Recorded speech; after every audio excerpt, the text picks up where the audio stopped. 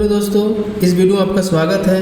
ये आपका सेकेंड विश्व युद्ध का ओल्ड एनसीईआरटी का सेकेंड लेक्चर है। तो सोवियत संघ पर जर्मनी का आक्रमण। 1941 में सोवियत संघ यूएसएसआर ने जर्मन सेनाओं की आगे बढ़ने की गति सर्दी की परिस्थितियों में यद्यपि धीमी पड़ गई थी, फिर भी अगस्त 1942 तक स्टालिनग्राड पहुंच गई। उन्होंने आशा की कि शीघ्र ही स्टालिनग्राड पर कब्जा कर लेगी, फिर मॉस्को पर दक्षिण पूर्व और हमला बोलेगी। लेकिन लाल सेना और स्थानीय जनता ने बड़ी बहादुरी से उनका मुकाबला किया और वर्ष का अंत होते होते सर्दी फिर रूस के बीच आ गई और जर्मन सेनाओं की आपूर्ति रेखा भंग हो गई। अब जर्मन सेनाओं के पास पीछे हटने का विकल्प नहीं बचा, इसीलिए जनरल वार वेलिस ने फरवरी 1947 में अपने 1 लाख सैनिकों के साथ आत्मसमर्पण कर दिया। इस हार ने मिथक यानी भ्रम को पूरी तरह से कर दिया कि हिटलर की सेना भी कहीं नहीं हार सकती है।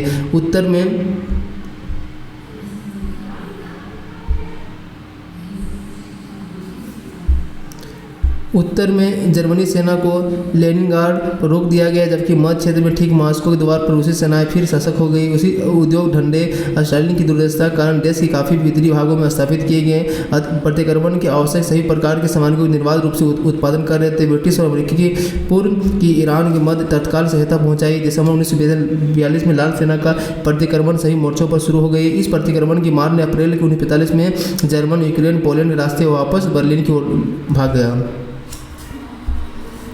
और अब उत्तरी अफ्रीका में युद्ध। हम देख चुके हैं कि कैसे मुसोलिनी ने इटली के यूनान और मिस्र के जीतने के लिए 19 सितंबर 1940 में युद्ध का एक नया मोर्चा खोलकर यूनान और मिस्र पर आक्रमण कर दिया। लेकिन ब्रिटिश सेनाओं ने शीघ्र ही अनुभवहीन इतालवी सेनाओं को मिस्र से बाहर खदेड़ दिया। इधर यूनानियों ने भी इटली की सेनाओं में मार भगाया। अब मुसोलिनी ने हिटलर से सहायता के लिए गुहार लगाई तो हिटलर तुरंत राजी हो गया और 1941 में जर्मनी की अफ्रीका कारपट नामक सेना का इटली के उपनिवेश लिबिया और राजधानी त्रिपोली पहुंच गई। संयुक्त जवाबी हमला किया गया, जिस ब्रिटिश सेना पीछे हटने में मजबूर हो गई। कुशल जनरल एरविन रोमेल अपनी चतुरतापूर्ण रणनीतियों के कारण रेगिस्तानी लोमड़ी कहा जाता है नेतृत्व में जर्मन सेनाओं ने मिस्र में ब्रिटिश सेनाओं को सफाया कर दिया।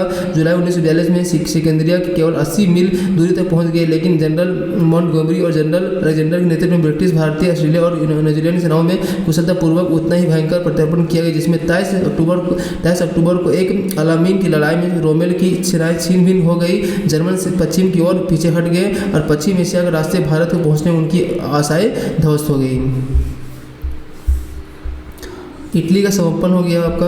ब्रिटिश और भारतीय सेनाओं ने ट्यूनीशिया से फ्रांसीसी और अमेरिकी सेनाओं के साथ मिलकर धीरे धीरे जर्मन और इतालियों को वापस यूरोप में खदेड़ दिया। जुलाई 1943 में मित्र सेनाएं दक्षिण इटली में उतरी। मुसोलिनी को राजा द्वारा बर्खास्त कर दिया गया और इटली में बिना शर्त आत्मसमर्पण कर दिया गया। मुसोलिनी को बंदी बनाकर एक टापू में रखा गया, जहाँ अंततः हिटलर के कमांडो उसे टुंडा छुड़ा कर ले गए। जर्मनी रोम के दक्षिण पूर्व में स्थित पहाड़ी इलाकों में दृढ़तापूर्वक बचाने ठानी। उन्होंने ठानी और उन्होंने किसानों की ऊंचाइयों को अपना अड्डा जमा लिया, लेकिन भारतीय सैनिकों कैसिनो की बड़ी बहादुरी से लड़े और जून 1944 में वह मित्र सेनाओं के कब्जे में आ गया। अटलांटिक हो गए। जर्मनी यू-बोट मित्र सेना के समुद्री जहाज़ों को भारी हानि पहुंची और यू-बोट एक तरह से पनडुब्बी थी जो अचानक समुद्र तल पर आकर बड़े जहाज़ों को गोलाबारी गायब हो जाती थी। अटलांटिक महासागर क्षेत्र में अपनी श्रेष्ठता साबित किए बिना मित्र राष्ट्र यूरोप में विजय की आशा नहीं कर सकते। इसलिए आयरलैंड का गणराज्य पक्के तौर पर तटस्थ था और इसलिए मित्र राष्ट्र एक दूसरे से हवाई अड्डे की तलाश में थे, जहां जर्मनी समुद्री जहाज़ों पर हवाई हमले कर सके। अंततः जब पुर्तगाल ने मित्र राष्ट्र को मध्य अटलांटिक स्थित एजोस द्वीपों का इस्तेमाल करने की इजाज़त दे दी तो समुद्री युद्ध का रुख जर्मनी के विरुद्ध पलट गया। फ्रांस और मित्र राष्ट्रों का हस्तक्षेप। 1947 संपूर्ण वर्ष में ब्रिटिश और अमेरिकी लड़ाई जहां निर्दयपूर्वक जर्मनी पर बम बरसाते रहे, लेकिन इससे न तो जर्मनी का मनोबल गिरा न उनके सैनिक उद्योग धंधों का उत्पादन प्रभावित हुआ। जब रूसी सेनाएं जर्मनी की सेनाओं को परास्त करते हुए पूर्वी जर्मनी की ओर बढ़ती जा रही थी तो मित्र सेनाओं ने पश्चिम से आक्रमण करने की योजना बनाई। अमेरिकी जनरल ड्वाइट डी हाइज़नहोवर के नेतृत्व में ऑपरेशन ओवरलॉर्ड प्रारंभ किया गया। 6 जून 1944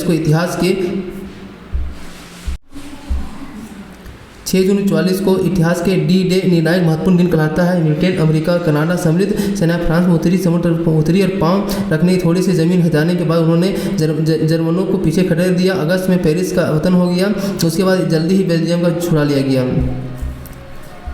एक अनडीडे जैसे सैनिक कार्रवाई हॉलैंड को मुक्त कराने के लिए अनहेम शुरू की गई, मगर मौसमी हालातों की वजह से मित्र सेनाएं परास्त हो गई। पूरे युद्ध मित्र सेनाओं की आखिरी पराजय थी। इस विजय में प्रोत्साहित होकर जर्मनों ने दिसंबर 1944 में अपने अंतिम जोरदारी जवाब हमला किया। उसके बाद एक पखवाड़े तक ऐसा लगा कि मित्र सेनाएं फिर से पराजय का मुंह देखना पड़ेगा, किंतु जर्मन अपने आक्रमण के दबाव में बराबर बनाए रख सके, क्योंकि उनके टैंकों के वाहनों को भरने के लिए तेल की कमी आ गई। वह किसी तरह से पूरी तरह नहीं कर सके। इस प्रकार मित्र सेनाओं ने फरवरी तक अपनी स्थिति बहुत मजबूत कर ली। अगले महीने उन्होंने राइन नदी को पार कर लिया, जर्मनी में घुस गए और वहाँ उन्होंने बची हुई जर्मनी सेनाओं को नष्ट कर दिया। बर्लिन पर तृतीय राइख का अंत।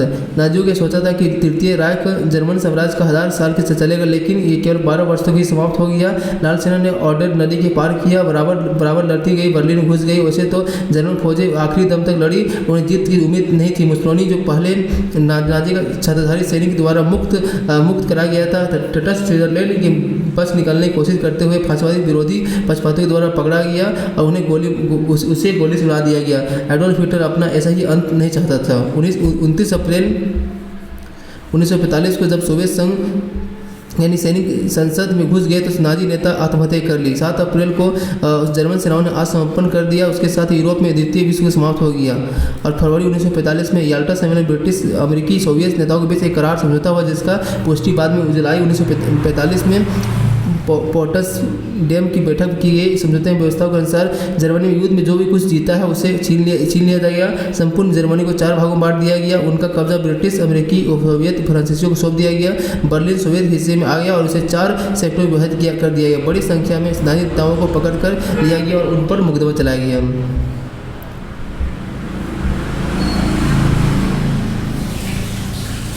जापानी सेनाओं का आक्रमण। ब्रिटिश और भारतीय सेनाओं ने अनेक घमासान लड़ाई लड़ने के लिए जून 1945 में बर्मा को वापस अपने कब्जे में ले लिया। इससे पहले जनवरी 1945 में अमेरिकियों ने जापानी को फिलिस्तीन के बाहर खरीद दिया।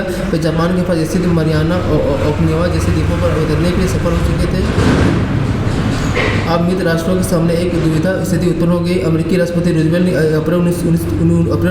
अप्रैल में निधन हो चुका था और उनके उत्तराधिकारियों राष्ट्रपति हेनरी सेन ट्रूमैन ने दुनिया के पहले परमाणु बम का सफलतापूर्वक परीक्षण कर लिया था। उसने जापान के विरुद्ध इनका इस्तेमाल करने के लिए विचार व्यक्त किया, क्योंकि उनके सैनिकों ने उसे सलाह दी थी कि जर्मनी की बात तो और थी। जब जापान जितना बहुत कठिन है, इसके अलावा जापान के पास बहुत अब भी Malaysia, Singapore, Korea, Manchuria, Formosa का कब्जा था। जापान को बुरी तरह से हराने के लिए बहुत लंबी लड़ाई लड़नी होगी, इसलिए जल्दी से उसे समाप्त करने के लिए ट्रूमैन ने परमाणु बम का इस्तेमाल करने का फैसला किया। 6 अगस्त 1945 में एक परमाणु बम गिराकर हिरोशिमा नगर को सफाया किया गया। उसके 3 दिन के बाद अन्य परमाणु बम नागासाकी को नष्ट कर दिया गया। परमाणु बम विकिरण के प्रभाव से लाखों लोग मारे गए और उतने ही जीवन भर के लिए अपाहिज हो गए। भाई पूर्व में दुष्प्रभाव हो गई। जापान के सामने कोई चारा नहीं था। उसने 14 अगस्त को आत्मसमर्पण कर दिया।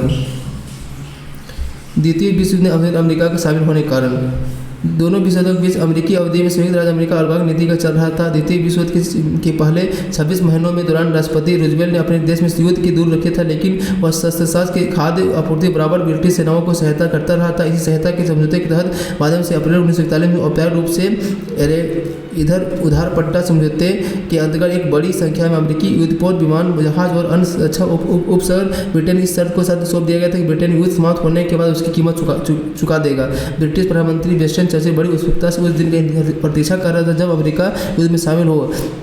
जर्मनी को हराने की ब्रिटेन में एक ऐसे ही साथी की जरूरत थी जो साजो सामान से पूरी तरह सुसज्जित हो, लंबे समय तक चलने वाले युद्ध को सहने की क्षमता रखता, भरपूर संसाधन के संपन्न अमेरिका के हाथ में यह सफलता पूजी थी। किंतु अमेरिकी राष्ट्रपति ने चर्चिल की इस प्रस्ताव को ठुकरा दिया।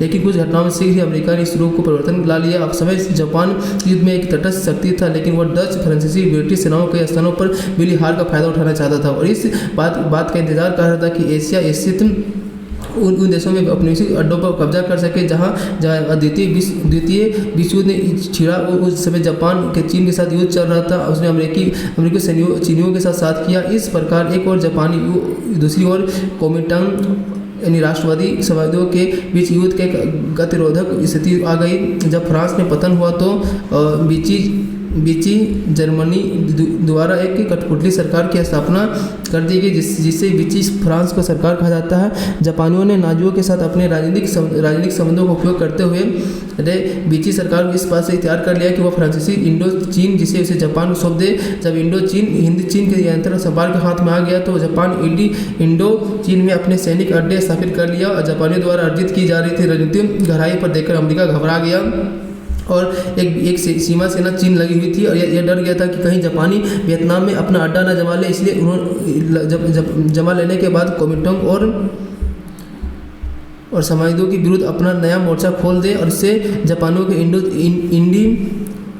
इंडो चीन वापस हट जाने की मांग की। जापान पर दबाव डालने के लिए अमेरिकी नौसेना ने 19 जुलाई 1941 में एक नौसैनिक अवरोध खड़ा कर दिया। इस नाकाबंदी जापान तक जाने वाले तेल की आपूर्ति रोक दिया गया। अब तो जापान-अमेरिका बातचीत करनी पड़ी। अब इस बातचीत की अवधि में अमेरिका ने मांग की कि जापानी इंडो चीन और चीन दोनों पीछे हट जाए। 16 अक्टूबर 1947 में जनरल तोजो को जापान पर नया प्रधानमंत्री नियुक्त किया गया। उसने एक आक्रामक विदेश नीति अपनाई और संयुक्त राज्य अमेरिका पर आक्रमण करने की तैयारी शुरू कर दी। 7 दिसंबर 1947 युद्ध की औपचारिक घोषणा किए बिना जापान एक विशाल जहाजी बेड़ा अमेरिकी जल क्षेत्र में घुस गया। विमान वाहक जहाजों उड़कर 335 जापानी विमानों ने पर्ल हार्बर स्थित अमेरिकी नौसेना अड्डे पर 2 घंटे से भी अधिक समय पर लगातार बमबारी की, चूंकि अमेरिका इसके बिल्कुल तैयार नहीं था। उन्होंने भारी नुकसान उठाना पड़ा। इस कार्रवाई में 350 वायुसेना, 5 युद्ध पोस्ट नष्ट हो गए और 3700 लोग मारे गए। अमेरिका सीनेट में 2 दिन के बाद युद्ध छेड़ने के पक्ष में अपना प्रस्ताव पारित कर दिया। युद्ध में अमेरिका के कूद पड़ने से उसका रुख ही बदल गया। हिटलर ने खास सलाहकारों ने उसे अमेरिका के विरुद्ध युद्ध की घोषणा न करने की सलाह दी थी, लेकिन हिटलर ने उनकी एक न सुनी। यदि वह अमेरिका के विरुद्ध युद्ध की घोषणा न करने से जल्दबाजी न करता, शायद अमेरिका और जापान यह संघर्ष एशिया प्रशांत क्षेत्र तक सीमित रह जाता। द्वितीय विश्व युद्ध के कारण पिछले 6 दशकों के बाद विवाद पे चल रहा है कि द्वितीय विश्व की घटना या व्यक्ति या देश के कारण छिड़ा। विद्यमान लोग कुछ ऐसे कारणों का विषय में काफ़ी हद तक सहमत हो गए कि जिन्होंने यूरोप और युद्ध के बादल उत्पन्न करने में अपनी योगदान दिया। लेकिन इन कारणों से किस क्रम में सूचीबद्ध किया जाए, यानी किन कारणों से पहले और किन बीच में या बाद में रखा जाए, इस विषय में एक मत नहीं है। इसके आसान में कारण यह है कि सर्वप्रथम अधिकाधिक तथ्यों को छानबीन करने में उसे विश्लेषण किया जा रहा है, जिससे पुरानी अवधारणाओं को नए आयाम खोले जा रहे थे, नई बातों को पता लगाया जा सके। दूसरी 1991 में पश्चिमी विद्वान सोवियत संघ के अपने साथी विद्वानों इस विषय में भिन्न विचार रखते थे कि कौन से कारण है जो पहले रखा जाए, कौन से कारण बाद में। साथ ही उन्होंने अपने देश में तत्कालीन नेताओं के पास रहते हुए दूसरे देशों का युद्ध की जिम्मेदारी थोप दी। उदाहरण के लिए सोवियत संघ ने साम्यवादी इतिहासकार चेम्बर्सन द्वारा अपनाए गए दृष्टिकोण को नीति को हिटलरवाद का छिपा समर्थन और बोल्शेविकवाद और प्रतिरोध माना। दूसरी ओर पश्चिमी विद्वानों ने यह महसूस किया कि स्टालिन के अपने भूमंडलीय उद्देश्य पश्चिमी शक्ति और बर्लिन बराबर की दूरी बनाए रखने की नीति को द्वारा अपनी भली भांति सिद्ध होते हुए रहे, जब तक कि साम्यवादी सर्वोच्च नेता नाजी स्वतंत्रता के साथ अनाक्रमण संधि करने को उपयुक्त समय लिया, जिससे सोवियत संघ का लौह आवरण हट जाने से अनेक गुप्त अभिलेख कर पुराने संग्रहालय खुल गए, जिनसे विद्वानों को 1930 के दशक में घटनाओं के बारे में बेहतर और प्रमाणिक जानकारी मिल गई। अंततः द्वितीय विश्व युद्ध के 6 दशक बाद इतिहासकारों ने एक नई पीढ़ी की अस्तित्व आ गई, जिनके बौद्ध विचार व्यक्तिगत कष्टों और विचारधाराओं के प्रभावित और आच्छादित नहीं रहे। इसलिए आज के समय में द्वितीय विश्व अनेक घटकों का सम्मिलित परिणाम था और उस समय सभी महत्वपूर्ण नेताओं ने विश्व युद्ध के छिड़ जाने से अपनी भूमिका अदा की थी। कुछ बड़े घटकों नीचे दिए गए बताया जा रहा है। वर्साय की संधि अक्सर विश्व युद्ध का बड़ा कारण माना जाता है। यह संधि निस्संदेह जर्मनी के लिए बहुत ही कठोर साबित हुआ, क्योंकि विजय शक्ति उसके चिराग क्षेत्र में बड़े भागों को छीन लिया गया। अफ्रीका और एशिया स्थित उनकी औपनिवेशिक शक्तियों को उसके हाथ में निकल गया और सबसे बड़ी बात यह है कि युद्ध में नुकसान की भरपाई भारी बोझ और वो डाल दिया गया। उसे जर्मनी में फांसीवाद और भड़क उठा और प्रथम और विश्व युद्ध के बाद जर्मनी की अर्थव्यवस्था वैसे ही छीन भिन्न हो चुकी थी और बेरोजगारी, मुद्रास्फीति यानी मूल्य वृद्धि चलते इन बातों से प्रचार को बल दिया और जर्मनी के साथ धोखा किया गया। जनता यह सोच फैल गई कि इससे सैनिकों यानी जनरलों ने अपनी सभी जर्मन साथियों को पीठ में छुरा भोंका। जर्मन लोग अपने वाजिब हकों को वापस लेने के लिए अपनी ओर एक युद्ध छेड़े। राष्ट्रसंघ ने सामूहिक सुरक्षा के विचार में कार्यान्वयन करने के असफल रहा। उसने साम्राज्यवादी शक्तियों को अनेक उपनिवेशों को स्वतंत्रता देने की दिशा में बात करने के लिए कुछ नहीं किया। इससे यूरोप और शक्तियों प्रतिस्पर्धा की भावना जीवित रही। अमेरिका के संदर्भ में उनके संबंध में प्रभावित हुए, क्योंकि इससे अमेरिका के सैन्य उद्योग धंधे के भारी लाभ हुआ। 1920 के दशक में आखिरी वर्षों में अमेरिका ने समान रूप से संपूर्ण यूरोप में विशेष रूप से जर्मनी भारी पूंजी निवेश किया था। 1929 में वॉल स्ट्रीट यानी इंग्लैंड के शेयर बाजार में अंधापन और इसके परिणाम स्वरूप आई विश्वव्यापी मंदी ने सभी देश आर्थिक दृष्टि से बवाल हो गए। 1930 के दशक में यूरोपीय सरकार का पहला काम अपने अपने देश में इस महामंदी की स्थिति मुकाबला करना था। हिटलर ने इस स्थिति को लाभ उठाकर वर्साई संधि की धज्जियां उड़ाते हुए अपने राष्ट्र को पुनः शस्त्रशास्त्र सुसज्जित करना और रायन प्रदेश को सैनिकीकरण करना प्रारंभ कर दिया। ब्रिटेन और फ्रांस में जर्मनी की प्रयत्नों की ओर कोई ध्यान नहीं दिया, ना ही उसका विरोध किया गया। सच्चाई यह है कि वह सभी अपने यहाँ आर्थिक समस्याओं से घिरे हुए थे और उनके यहाँ के फांसीवादी दल लंदन और पेरिस के बराबर दबाव डाल रहे थे कि हिटलर के गतिविधियों को साम्यवादी विरोधी चश्मे में देखें। हिटलर सर्व एकता की अवधारणा से चेकोस्लोवाकिया, ऑस्ट्रिया, पोलैंड और पूर्वी यूरोप की विशाल प्रदेशों में जीतने की परिकल्पना की गई थी। यह अवधारणा लावेनस्रोम यानी रहने के लिए अधिकाधिक स्तर प्राप्त करने के संपूर्ण यूरोप में बिखरते जर्मनी की खिलन की नीति के मूल में थी। अतः इस उद्देश्य को प्राप्त करने के लिए विस्तारवाद की आक्रामक नीति को अपनाना जरूरी था और यह तो आशा की कि यूरोप में अन्य शक्तियाँ जर्मनी की इस नीति का आवश्यक विरोध करेगी। चैम्बरलेन की दृष्टिकीन नीति ने हिटलर को घोषणा बढ़ाया। वो अधिक से अधिक मांग करने लगा। ब्रिटेन और फ्रांस 1938 में म्यूनिख में हुई बातचीत खड़ा और समझदारी रूप अपनाते हुए हिटलर कुछ नहीं कर सकता था क्योंकि उस समय उनकी सैन्य शक्ति नगण्य थी। वास्तव में ये इस ढीले ढाले रूप ने हिटलर की अपनी यह धारणा ढेर हो चुकी थी कि जर्मन पूर्व की फैलेगा तो ब्रिटेन कोई आपत्ति नहीं होगी। उसने सोचा कि पश्चिमी शक्तियाँ तो नस्ल और विचारधारा से तीसरी जर्मनी के पक्ष में है और वह जर्मनी की ताकतवर होता हुआ देखकर खुश ही होगी क्योंकि जर्मन स्टालिन की पश्चिम की ओर बढ़ने की कोशिशों को रोकने के लिए दीवार का काम दे सकता है, किंतु उसका ऐसा सोचना बिल्कुल गलत है। हिटलर दरअसल ऐसे विभद पीड़ित था जो जर्मन की नहीं बल्कि समस्त यूरोप की विनाशकारी युद्ध सिद्ध हुआ।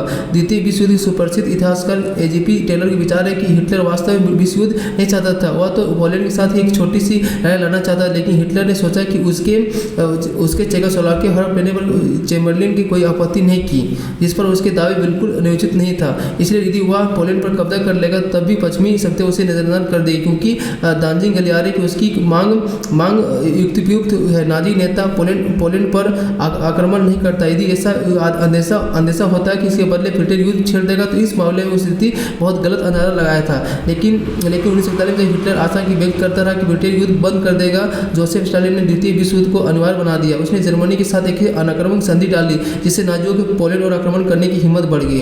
साम्यवादी नेता अकेले पोलैंड के साथ नहीं थे बल्कि यूरोप के महाद्वीप के साथ धोखा किया। यह बता देना प्रासंगिक होगा। एक तरफ तो उस जर्मनी के साथ अनाक्रमण संधि पर हस्ताक्षर कर दिए, लेकिन दूसरी ओर वह उसी समय मॉस्को में एक ब्रिटिश राजनीतिक दल के साथ सोवियत संघ में कुछ ऐसे अड्डे ब्रिटेन को देने की प्रश्न में विचार कर रहा था जहां अंग्रेजी फ्रांसीसी सैन्य दल जर्मनी द्वारा पोलैंड पर किए गए आक्रमण का मुंहतोड़ जवाब देने के लिए पोलैंड की सेना को सहायता दे। सोवियत संघ के पतन के बाद अब तक गुप्त रखे गए दस्तावेज इस बात की पुष्टि हो गई कि उक्त अनाक्रमण संधि के ऐसे गुप्त खंड थे जिसमें स्टालिन को उसकी तटस्थता के बदले एस्टोनिया, लताविया, लिथुआनिया हटाने की सहायता मिली। द्वितीय विश्व युद्ध सर्वनाश और उसका दुष्परिणाम। द्वितीय विश्व युद्ध में कुल मिलाकर लगभग 4 करोड़ लोग मारे गए जिनमें सैनिक के अलावा अन्य लोग भी शामिल थे। युद्ध ने नगरों और गांवों को तबाह कर दिया, औद्योगिक धंधों को, संचार प्रणालियों को नष्ट कर दिया। कोई 2.1 करोड़ लोग बेघर हो गए। सबसे अधिक गंभीर रूप से प्रभावित देश या सोवियत संघ था। जो लोग मारे गए उनमें से अधिक लोग सोवियत संघ के नागरिक थे और देश का पश्चिमी शहर खंडर हो गया। बर्बाद हुए देशों की सूची में दूसरा स्थान जर्मनी, जापान का था। पोलैंड की लगभग पूरी पीढ़ी खत्म हो गई थी। 1918 में स्थिति विपरीत, कोई व्यापक शांति संधि नहीं हो सकी, जिसके कारण विश्वास की भावना जो मित्र राष्ट्र और सोवियत संघ के बीच बढ़ती जा रही थी। इस संधि के बजाय अनेक अलग अलग संधियों के हस्ताक्षर किए गए। इटली को अपने अफ्रीकी उपनिवेश और अल्बेनिया तथा इथियोपिया पर अपने दावे छोड़ने पड़े।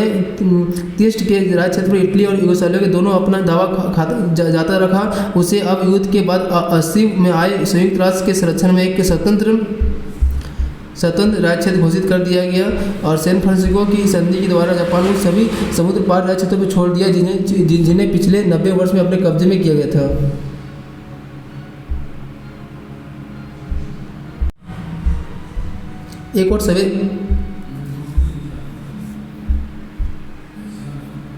एक और सोवियत संघ, दूसरी ओर मित्र राष्ट्र के तनाव बढ़ता जा रहा था। ऑस्ट्रेलिया ने पूर्वी यूरोप स्थित उन देशों में अपना आधिपत्य बनाए रखना निश्चित किया जिन्हें लाल सेनाएं जर्मनी के कब्जे पर मुक्त कराया था। चेकोस्लोवाकिया का पूर्वी भाग, फिनलैंड, कुछ हिस्से साथ यूक्रेन, लताविया, लिथुआनिया, एस्तोनिया अंतर्राष्ट्रीय कानून के धज्जियां उड़ाते हुए सोवियत संघ ने मिला लिया गया। Czechoslovakia, Hungary, Romania, Bulgaria, Poland में अगले 5 वर्षों में कठपुतली साम्यवादी सरकार स्थापित होगी। मार्शल टीटो आधिपत्य यूगोस्लाविया में एक समाधि देश की ही था, लेकिन वास्को के अधीन था नहीं था और उसमें उससे वो डरता था कि रहता था। ऑस्ट्रेलिया जर्मनी के बारे में हर समझौते को अस्वीकार करते हुए यूरोप को फिर एक विनाशकारी युद्ध की कगार पर ला खड़ा था। परिणाम स्वरूप जर्मनी को 2 हिस्सों में बांट दिया गया, अर्थात पूर्वी जर्मनी साम्यवादी प्रभाव था और पश्चिमी जर्मनी लोकतांत्रिक पक्ष में आ गया। युद्ध में सामाजिक क्षेत्र में भारी उथल पुथल बचा दी। बड़े बड़े जन समुदाय विश्व के एक हिस्से में छोड़कर दूसरे हिस्से में जा बसे। लगभग 1 करोड़ जर्मन और पूर्वी जर्मनी पाकर पश्चिमी जर्मनी में शरण ली, जहां पूर्वी यूरोप, इंग्लैंड, हॉलैंड, यूनान, जर्मनी यहूदी आबादी कुछ हजारों में हरा गई, क्योंकि नाजियों ने युद्ध काल में सुनिश्चित ढंग से उनका कत्लेआम कर दिया था। नाजियों के शहर शिविरों में अथवा 10 श्रमिकों के रहने वाले लगभग 60 लाख यहूदियों को मौत घड़ा उतार दिया था। यूक्रेन, बाल्टिक जैसे कई स्थानों में उसे हजारों संख्या में एक साथ गोली उड़ा दिया। 1942 में यूक्रेन की राजधानी कीव 39 शहर से अधिक थी। यह यहूदियों को नाजी के दस्तों के द्वारा सिर्फ 3 दिन में गोलियों से मार दिया गया। बड़ी सामूहिक कब्रों में दफना दिया गया। स्टालिन के नेतृत्व में सोवियत सैनिकों में अनेक प्रभुतापूर्ण कार्य किए, जैसे कि उन्होंने कैटिन हत्याकांड के दौरान पोलैंड 4 सैनिक अधिकारियों को निर्दयपूर्वक मार डाला। क्रोएशिया, लिथुआनिया, यूक्रेन, लातविया लोगों ने मानवता के विरुद्ध उसके अनेक अपराध किए। युद्ध के बाद यूरोप के अधिकांश यहूदी और तो अमेरिका फिर नवस्थापित राष्ट्र इजराइल में चले गए। विश्व के इतिहास में पर्वतीय और भी अनेक उल्लेखनीय परिवर्तन हुए। ब्रिटेन ने मौलिक रूप से 3 कारणों से युद्ध कूदा था, यानी यूरोप में अपना राजनीतिक हित साधने करने के लिए, पोलैंड को दिए गए अपने वचनों को पालन करने के लिए, अपने समुद्र उपनिवेशों को कब्जा बरकरार रखने के लिए, उद्देश्य अपनी सैनिक श्रेष्ठता कायम रखने के लिए, किंतु वह इनमें कोई भी श्रेष्ठता कायम रखने के लिए किंतु वह इनमें कोई भी उद्देश्य प्राप्त करने की सफल नहीं हो सका। जुलाई 1946 में ब्रिटेन के आम चुनाव में चर्चिल की गठबंधन सरकार पराजित हो गई और कलीमिट इटली के नेतृत्व में लेबर पार्टी श्रमिक दल की सरकार बनी। ब्रिटिश अब सत्ता की दृष्टि से यूरोप सर्वोपरि नहीं रही और यह है कि यूरोप की पहले वाली सभी शक्तियाँ हालत और ये चिंताजनक थी।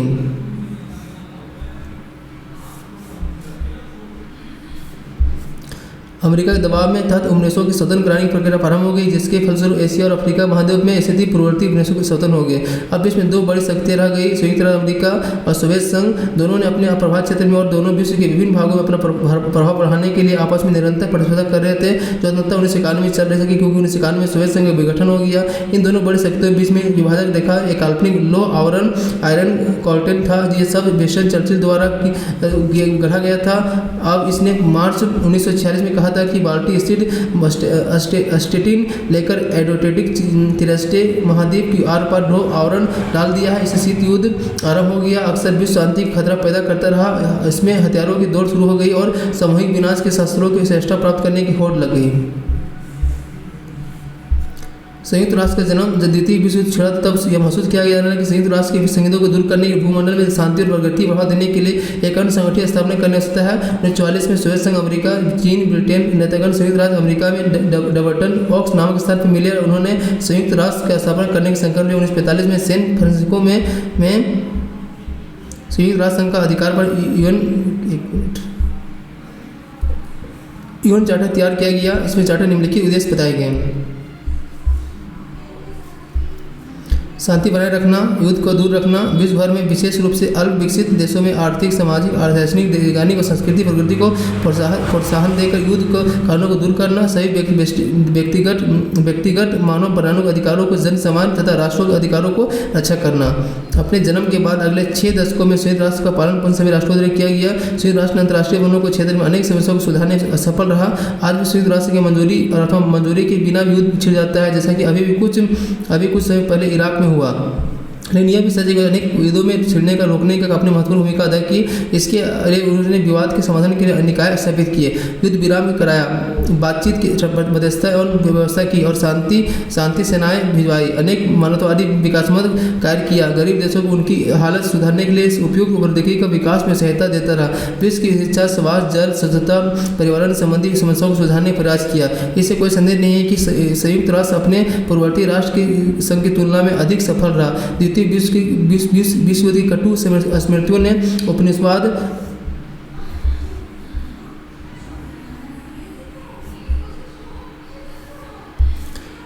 अभियोजन तंत्र साम्राज्यवाद संस्थाओं को लोगों के साथ मिलकर अंतर्राष्ट्रीय समुदाय के इस संकल्प को और दृढ़ बना दिया। संयुक्त राष्ट्र को हर हाल में बचाया गया, परिपुष्ट किया गया। इसके विपरीत राष्ट्र संघ मुख्य रूप से अंग्रेजी फ्रांसीसी संस्था थी, जिसने उस समय उपनिवेशवाद के जुए के नीचे कर रहा था, लेकिन विश्व की 70% आबादी की समस्या दूर करने के लिए कुछ नहीं किया। संयुक्त राष्ट्र संघ अल्प विकसित देशों में आर्थिक और सामाजिक विकास के लिए अपने साधन और समय देता है। इसके विपरीत जैसे कि संयुक्त राष्ट्र संघ अंतर्राष्ट्रीय बाल आपात कोष यानी यूनिसेफ, विश्व संगठन को विश्व स्वास्थ्य संगठन WHO, खाद्य कृषि संगठन FAO और विश्व भर में दृष्टिगोचर होते हैं।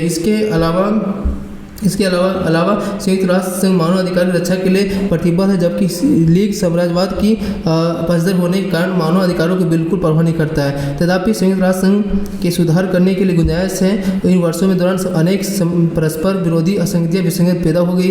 उदाहरण के लिए सुरक्षा परिषद में भी संयुक्त राष्ट्र संघ के ढांचे में बनाई गई है। संयुक्त राष्ट्र संघ के प्रारंभिक प्रवृत्ति में सीमित रखा है, कोई तर्कसंगत प्रतीत नहीं होता। विश्व के सबसे बड़े लोकतंत्र भारत को अभी भी सुरक्षा परिषद में हिस्सा नहीं मिला है, किंतु संयुक्त राष्ट्र संघ के सदस्य जिसकी संख्या फिलहाल 189 है, इस बात के लिए कृत संकल्प है कि इन विसंगतियों को दूर किया जाएगा। शीत युद्ध में एक और समस्या उत्पन्न हो गई कि वह आहत का सफाई और संयुक्त राष्ट्र संघ अमेरिका ने संयुक्त राष्ट्र संघ के साथ दिखाई इस स्थिति में तत्काल ठीक करने की आवश्यकता है।